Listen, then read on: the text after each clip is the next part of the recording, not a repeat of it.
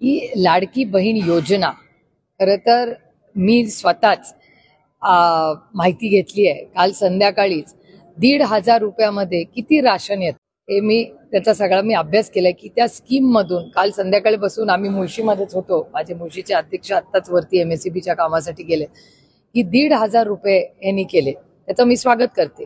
एखादी चांगली स्कीम सरकार आणत असेल तर ती चांगली गोष्ट. पण 1,500 रुपयामध्ये एवढी आज महागाई आहे.